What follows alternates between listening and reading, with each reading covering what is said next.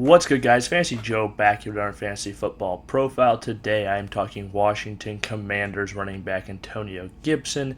If you guys are new to the channel, make sure to hit that subscribe button. I have a ton of these fantasy profiles on the channel, a ton of redraft content, values, busts, sleepers, league winners, all that good stuff, dynasty content as well.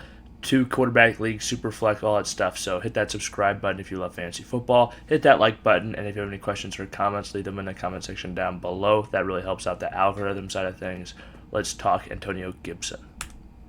Okay, so Antonio Gibson, 2021, finishes the RB12, averaging 12.4 points per game. He also finishes an RB1 in 2020 as well. Did that in even fewer games. This year he had 258 carries, 1,037 rushing yards, 7 touchdowns, and then also caught 42 passes for 294 yards and 3 receiving touchdowns. Antonio Gibson's proved in the last 2 years that he's a good running back. In 2020, he finished an RB1 with very little volume, only 170 carries that year. Did that on the back of touchdowns. This last season got more volume and was able to still be an RB1 in fantasy.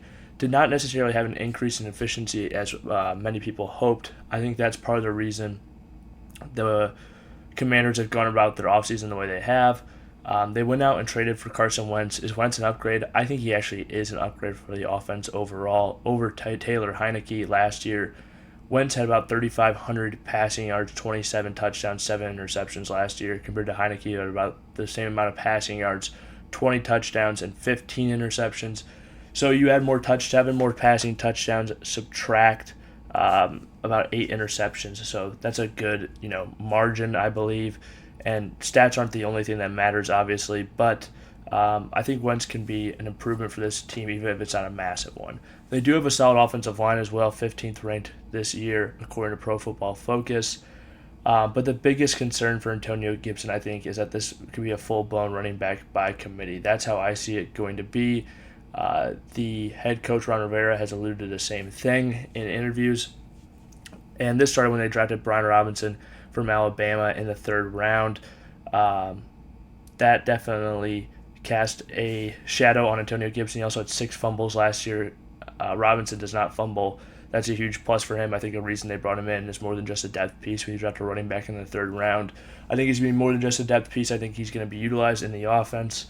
I think that will hurt Antonio Gibson, especially around the goal line. If you can steal some of those goal line carries, some of those 1st and 2nd down carries, you mix that with McKissic, who when he was healthy last year was on pace for 82 targets.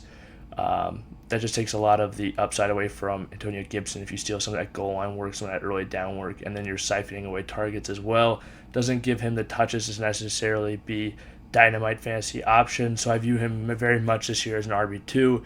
He could get there again like he did his rookie year on the way of touchdowns, but if you don't project him for a ton of touchdowns, I don't think you can project him as an RB1. So I have him projected for this year for 190-plus carries, 30-plus receptions, 1,150-plus yards, and 8 receiving total touchdowns. So yeah, that's where I have him projected for this season.